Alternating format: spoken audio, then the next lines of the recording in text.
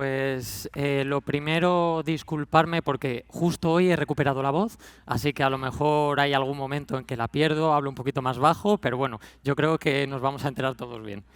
Eh, sí es cierto que con todo esto que me ha pasado de perder la voz, he hecho como una especie de símil con todo lo que pasa cuando hay una intrusión, porque tú te pones malo, que en estas fechas es normal que nos pongamos malos, pasan días, ya no hay carga viral, ya realmente estás bien, pero digamos parte de lo que llevas arrastrando de esa enfermedad, pues se nota, por ejemplo en este caso la voz.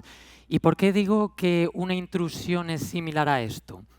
Porque realmente, si nos paramos a pensarlo, cuando existe cualquier tipo de intrusión, lo que nos damos cuenta es que, digamos, tenemos ese problema, entran, lo solucionamos, arreglamos todo, todo queda limpio, pero parece ser que días, semanas, incluso meses después, gran parte de los problemas que ha generado esa intrusión siguen afectándonos.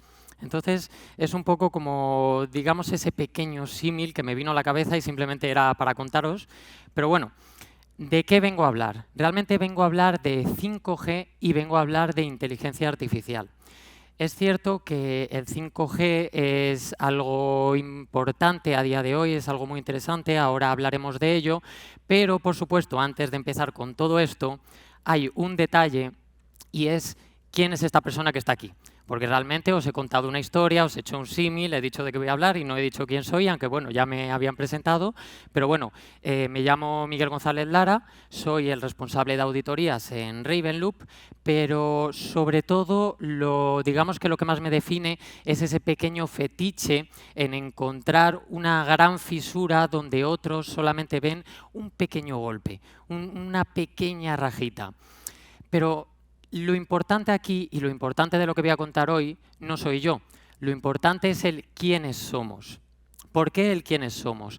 Porque realmente nosotros somos Ravenloop, aunque yo venga un poco representándolo, y Ravenloop, pese a que es todo lo que estáis viendo ahora mismo ahí, es inteligencia, es seguridad, es inteligencia artificial, es defensa, pero lo más importante es que Ravenloop es la gente que hay detrás, tanto sus fundadores, que los conozcáis sabéis que son unos genios, como toda esa gente que está detrás, toda esa gente que realmente está haciendo posible cosas que a lo mejor hace unos años veíamos imposibles. Y yo simplemente vengo a contar un poquito de eso. Trabajamos con el sector público, realmente Ravenloop lo que hace son soluciones de seguridad que pueden ayudarnos poquito a poquito a conseguir ese mundo, aunque no 100% seguro, porque sabemos que el 100% no existe, pero vamos a intentar llegar al menos al 99%, ¿no? ¿Y qué enfoque tenemos? Porque creo que es importante antes de que empezamos a tocar esas piezas del puzzle, porque realmente el enfoque que tiene Ravenloop es distinto a esas soluciones de seguridad tradicional en las que básicamente lo que hacemos es, tenemos unos vectores, vamos a generar una serie de medidas de mitigación y vamos a continuar. Realmente lo que nosotros como en Ravenloop hacemos es girar un poco, dar una vuelta de tuerca, coger toda esa información, todos esos datos que generan todas las amenazas pasadas, todas esas amenazas que son conocidas, que nos permiten correlarlas y nos permiten incluso enfrentarnos a amenazas futuras. Es decir, esas amenazas que no son conocidas a día de hoy. Y todo eso también gracias a la ayuda de lo que estamos hablando, que realmente es el tema del año, que es la inteligencia artificial. Entonces, es todo ese conjunto de, digamos, de medidas la que hace que nuestro enfoque sea posible. Pero bueno, ya hablando de todo esto, que veréis por qué digo que es importante, vamos a ir tocando las distintas piezas del puzzle. La primera pieza del puzzle es el 5G. ¿El 5G qué es? Bueno, pues tenéis ahí realmente una definición del Ministerio de Economía de qué es el 5G, pero el 5G, sobre todo, lo más importante es qué es para nosotros, es decir, qué va a suponer el 5G, cómo funciona el 5G y qué podemos esperar de ello. Realmente, digamos, una de las partes más importantes de todo el 5G es ese core virtualizado, que no deja de ser una evolución lógica. De hecho, os habréis dado cuenta que cada vez es más común que virtualicemos servicios en la nube, que se empiezan a generar. De hecho, aquellos que desarrolléis distintos tipos de soluciones lo sabréis, que pues, levantar distintos contenedores, que hagan distintas cosas, que sean súper especializados. Al final, realmente, el 5G es eso. El 5G, el core de ese 5G es la evolución lógica que estamos llevando para poder conseguir aunar toda la potencia que tendríamos con 1 millón de ordenadores, ¿no?, en un solo sitio. ¿Y por qué digo que esto es importante? Esto es importante porque el 5G lo que va a permitir es tanto que podamos tener una cantidad masiva de dispositivos conectados como que podamos tener dispositivos mucho más críticos con mucha más fiabilidad. ¿Pero a qué me estoy refiriendo? Pues por un lado, con esos dispositivos críticos me estoy refiriendo al hecho de que vuestro coche inteligente sea capaz de evitar un accidente porque hay una serie de computación en la nube que le está diciendo que va a pasar algo. O puede ser el simple hecho de que un cirujano que a lo mejor está a 500 kilómetros de distancia esté consiguiendo hacerte una operación sin, digamos, sin estar presencialmente en el sitio, pero pudiendo utilizar y mejorando incluso sus propias habilidades gracias a todo lo que podría llevar. El 5G es esto, el 5G es lo que se vende es esto, y el 5G es necesario. Es necesario porque vivimos en una sociedad que está hiperconectada e interconectada. Y todo ello implica que necesitamos esta evolución y la necesitamos ya. De hecho, bueno, aquí había una serie de ventajas, pero más o menos es lo que os estoy explicando. Lo que me interesa es que veáis esta gráfica de aquí. ¿Por qué? Porque desde el 2017 al 2022, no sé si se verá bien, pero realmente hemos multiplicado por 3 la necesidad de ese ancho de banda que, digamos, necesita cada uno de los dispositivos que tenemos conectados. Como veis además en la gráfica, los smartphones desde 2017 han ido como poco a poco aumentando vamos a decir, esa necesidad. Pero ¿qué va a pasar a partir de ahora? La idea con el 5G es que no estemos hablando únicamente de que sigan incrementando esos smartphones, sino que se queden más relegados para que haya una gran cantidad de dispositivos IoT muy especializados en una única cosa que estén pidiendo ese mismo ancho de banda y muchísimo más. Entonces, esto se prevé que va a crecer enormemente. Pero claro, cuando he empezado todo, realmente he dicho que hay una serie de amenazas en 5G, y por otro lado que podíamos tener una solución. Así que vamos a hablar de esas posibles amenazas. Porque si ahora mismo cogéis muchos de vuestros smartphones, vais a ver que tenéis el simbolito de 5G. Realmente a día de hoy prácticamente no tenemos 5G real, sino lo que estamos haciendo es utilizar toda esa estructura, esa arquitectura que teníamos del 4G para poder implementar ciertas bondades del 5G. Y claro, aquí los que seáis auditores o los que hayáis auditado o los que conozcáis ese mundo, realmente os estaréis frotando las manos. ¿Por qué? Porque cuando a ti te llega algo nuevo y tienes algo antiguo e intentas implementarlo junto, ya estamos viendo que por ahí puede haber problemas. Tenemos vectores de ataque que provienen de la infraestructura antigua. Tenemos vectores de ataque que provienen de la infraestructura más moderna. Y por otro lado, esa implementación. Si es verdad que lo ideal y lo que se está buscando y lo que queremos es que al final toda la estructura sea únicamente 5G. Y entonces solo nos tengamos que preocupar del 5G. Y aquí viene la pregunta, ¿nos tenemos que preocupar realmente del 5G? Porque al final una nueva tecnología implica nuevos vectores. Aquí podéis encontrar, si miráis distintos recursos, muchísimas clasificaciones, muchísimas formas de ver cuáles podrían ser todos esos posibles vectores. Aquí hay una muy sencilla que al mismo tiempo podría ser muy compleja porque podríamos empezar a diversificar cada una de estas partes. Pero por un lado tenemos, por supuesto, el tema de las normativas, los estándares. No dejan de ser estándares abiertos, ojo, yo estoy 100% de acuerdo que los estándares sean abiertos, pero esto quiere decir que hay muchos más ojos mirándolo y hay mucha más gente que puede intentar buscar el fallo en esto. Por otro lado, los controles opcionales.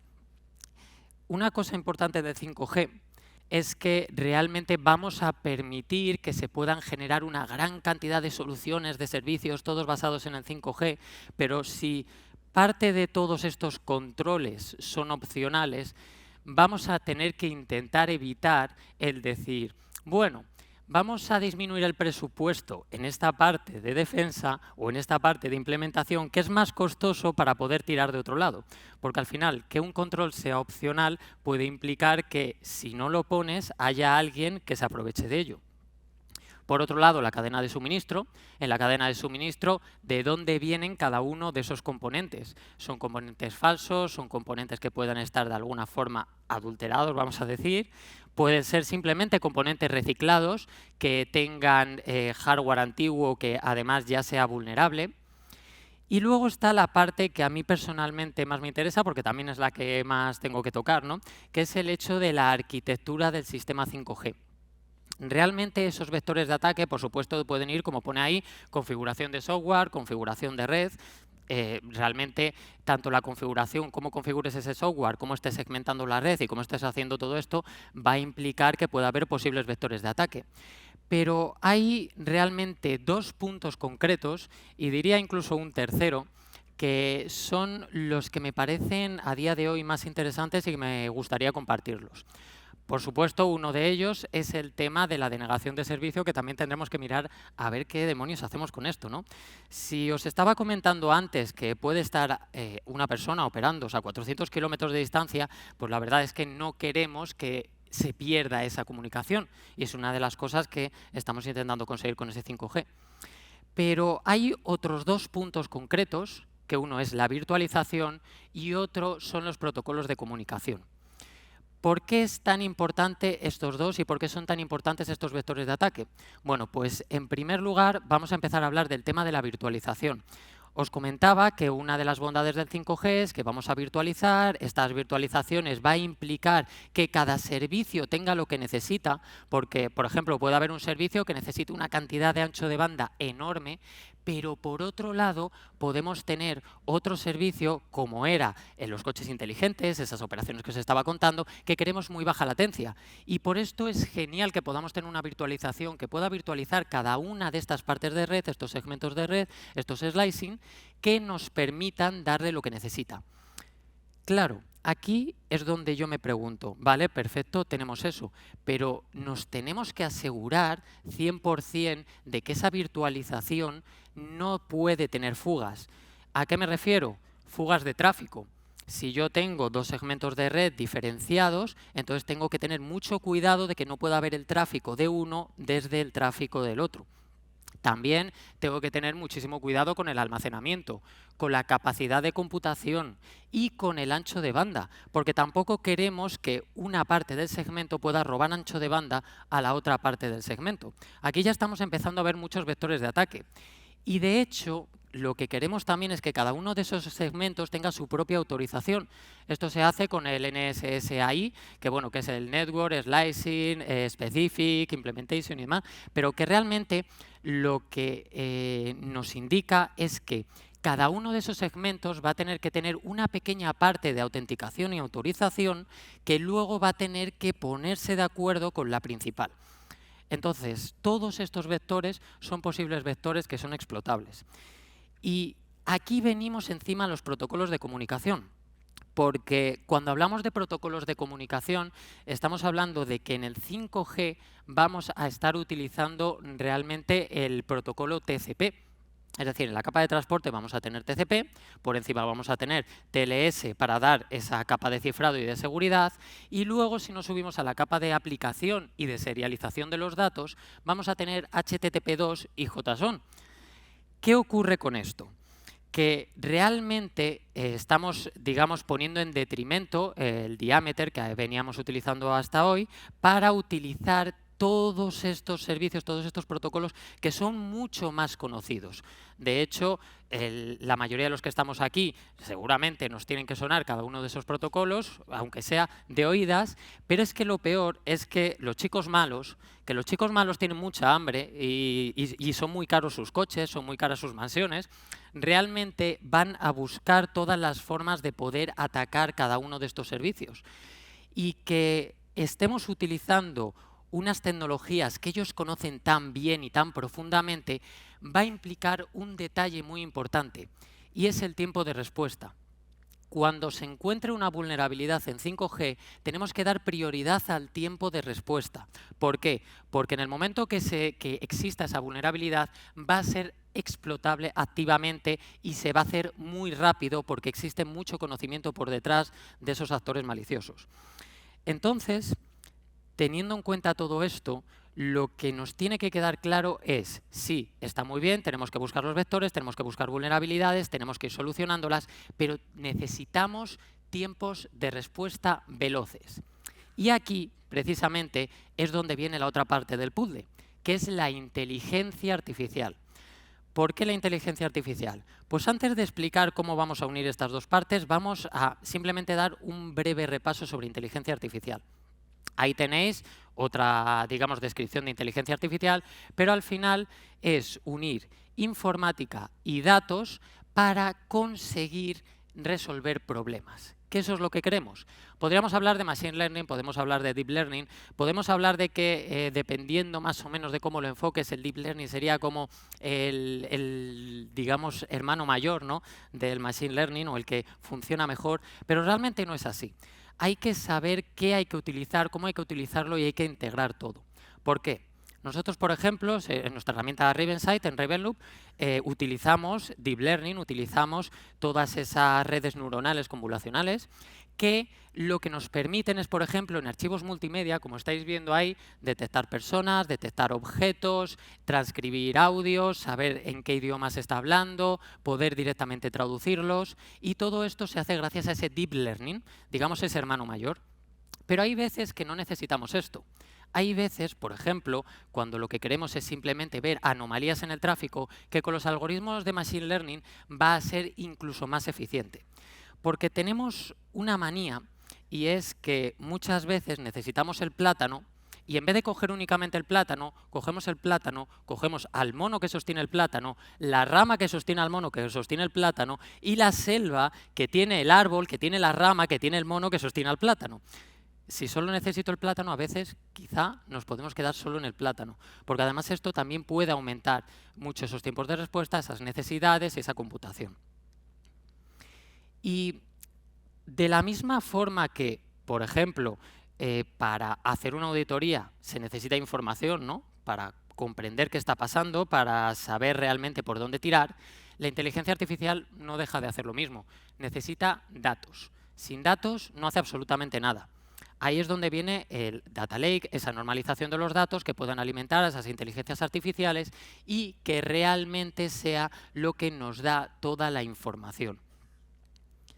Entonces, lo que nosotros estamos haciendo, lo que nosotros hacemos con nuestra herramienta y con nuestros módulos es precisamente coger todos esos inputs, que son inputs de archivos multimedia, inputs que pueden ser de emails, de correos que sean maliciosos o no, de archivos que también pueden ser maliciosos, de todas esas posibles auditorías a sistemas concretos y, por supuesto, de todos esos datos que sean recogidos por nuestras sondas, que ahora hablaré de las sondas 5G, que va a ser el pegamento, pero se cogen todos esos datos, se normalizan, se procesan, se envían al Data Lake y entonces pueden ser utilizados posteriormente para hacer correlaciones y para conseguir sistemas autónomos que consigan lo que comentaba antes, menores tiempos de respuesta, porque va a ser lo principal y lo que necesitamos hacer.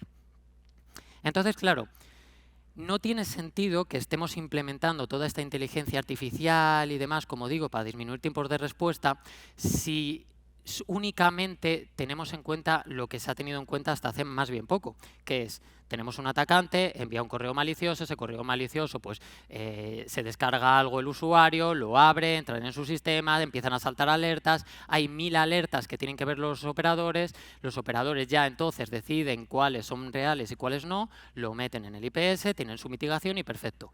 Pero hay que intentar desde el principio conseguir suficientes datos y suficiente tiempo de respuesta. Y para ello lo que hacemos es, en el momento que se envíe el correo, que se analice el correo. Si el correo tiene archivos, que se analicen los archivos, que se analice todo el protocolo de comunicación que se ha seguido a la hora de enviar ese correo o cuando está ocurriendo algo, que se analice el propio sistema en el que ha entrado ese correo y ese archivo, que todo esto pueda permitir correlarlo y hacer atribuciones, pero que al mismo tiempo todo esto se conviertan en datos, que esos datos lleguen al data lake, que puedan ser procesados por la inteligencia artificial, que el que está detrás únicamente vea 3 alertas y no vea 1000 alertas, y encima que de forma autónoma se pueda poner remedio.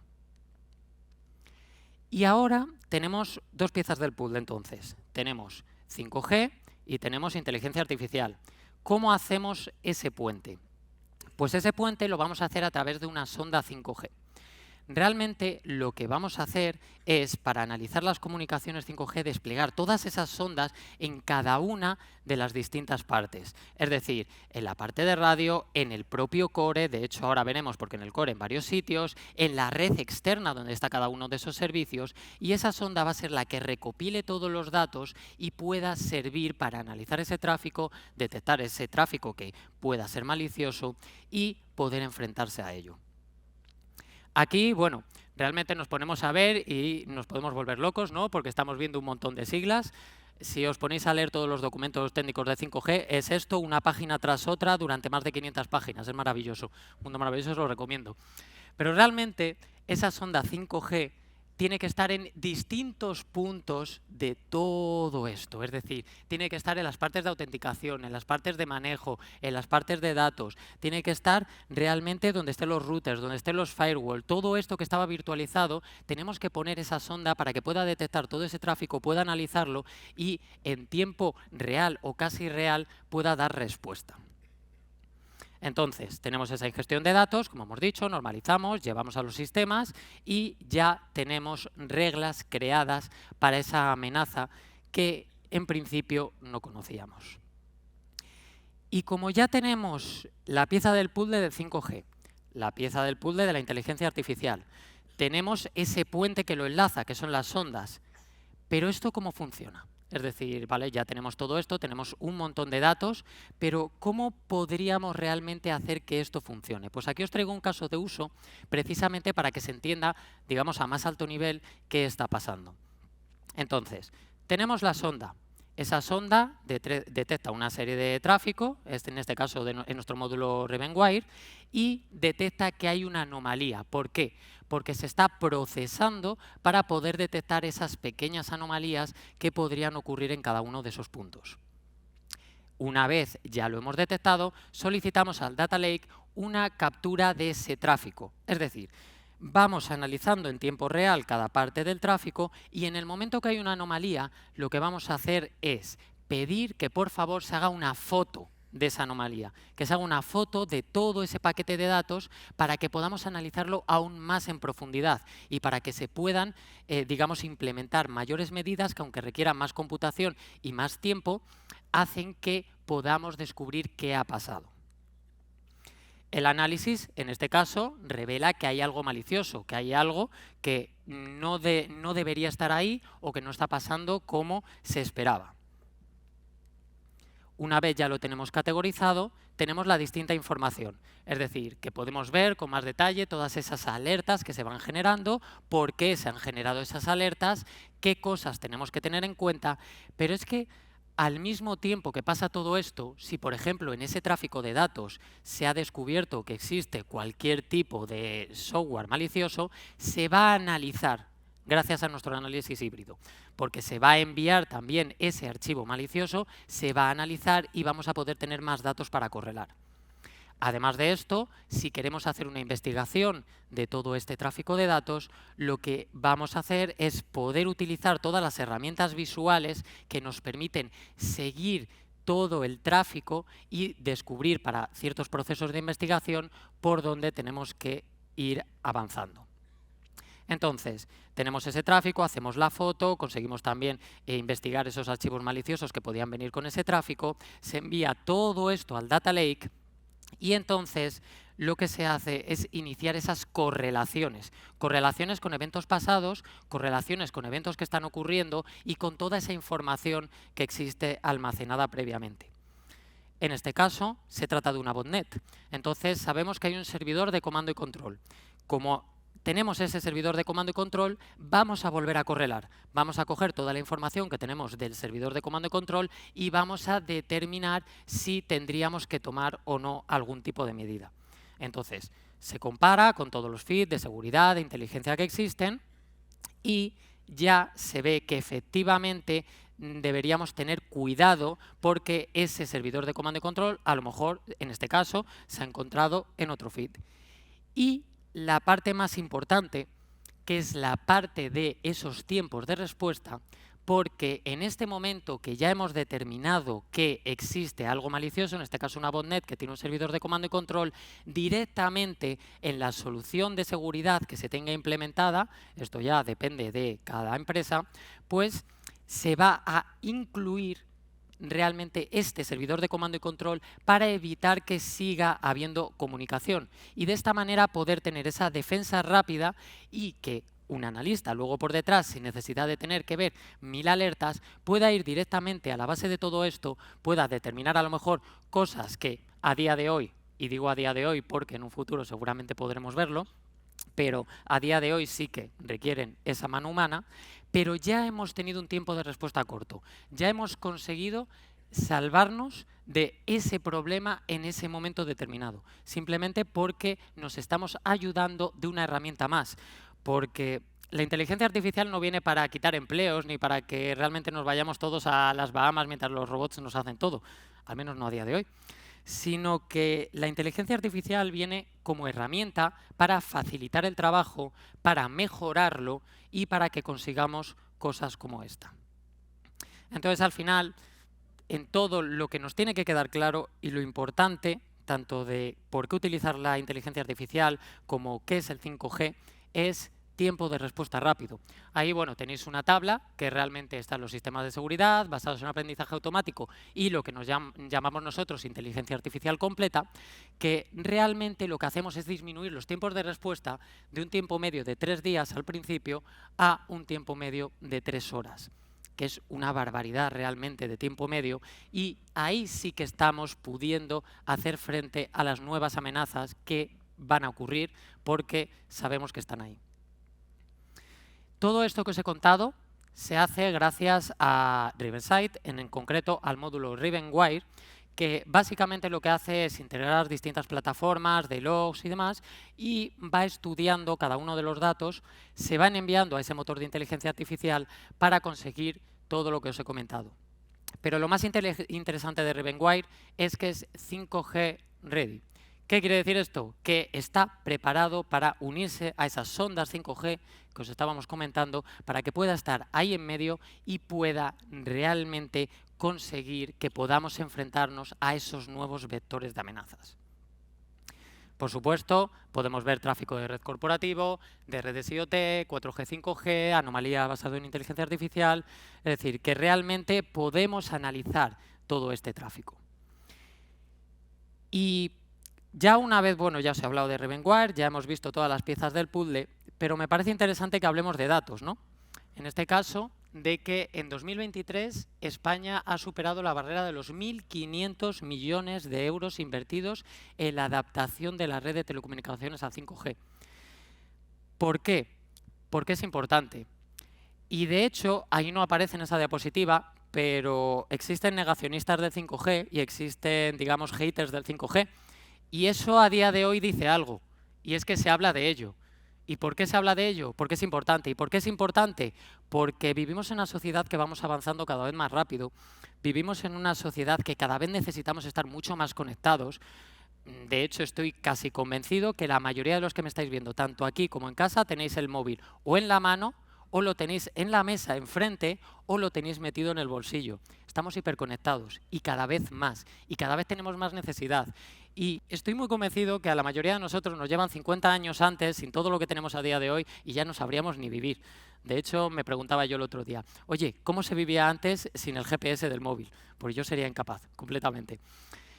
Entonces, todos estos números que aparecen ahí, los 1.500 millones de euros invertidos, el hecho de las coberturas de las redes 5G hasta un 80% en 2022, 2.400 municipios españoles afirmaba Movistar en el año 2023 que tendrían cobertura 5G, es porque es necesario y es porque es por donde tenemos que avanzar, pero no tenemos que olvidarnos y espero haber metido un poco de miedo, pero que haya enseñado el camino de la luz, en el hecho de que va a haber amenazas, va a haber muchos vectores de ataque, va a haber mucha gente muy especializada en los nuevos protocolos de comunicación y vamos a tener que ser capaces de enfrentarnos a ello.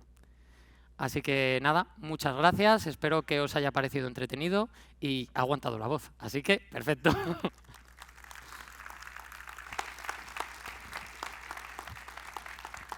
Te ha aguantado perfecta la voz, Miguel. Muchísimas gracias por el esfuerzo, que sé lo que es, así que gracias. Interesantísima ponencia, además, tantísimos datos que se necesitan, como decías, ¿no?, para nutrir a la inteligencia artificial y todo con el objetivo de tener mejores tiempos de respuesta. Te enviaban una pregunta, a ver qué te parece. Has comentado la correlación de vulnerabilidades para que, bueno, mediante una inteligencia artificial nos permita protegernos, y esto es un paso más a lo que hace un SIEM. ¿Consideráis la opción de incluir otras soluciones como EDR, XDR o similares? Sí, realmente uno de nuestros pensamientos o de lo que llevamos trabajando desde siempre es el hecho de que todo pueda ser implementado en la misma solución. Digamos que Reviensight en sí no es él solo y va a funcionar de una forma única, sino que todo lo que ya exista, todos esos, como decía, esos EDRs, esos XDR, que vengan ya y que ya tenga el propio cliente, van a ser implementados y se van a utilizar además los datos que proporcionen para poder mejorar aún más el servicio que daría, en este caso, Reviensight. Claro, todavía más datos, ¿no?, para mejorar esa inteligencia artificial y que nos permita prevenir, ser proactivos y, como estabas explicando, pues mejorar ese tiempo de respuesta que es tan importante ahora mismo, ¿no? Nos va a dar esos segundos, son vitales. Justo. Pues muchísimas gracias, Miguel. Un aplauso de nuevo para él, por vosotros. favor. Gracias. Que ha estado fantástico.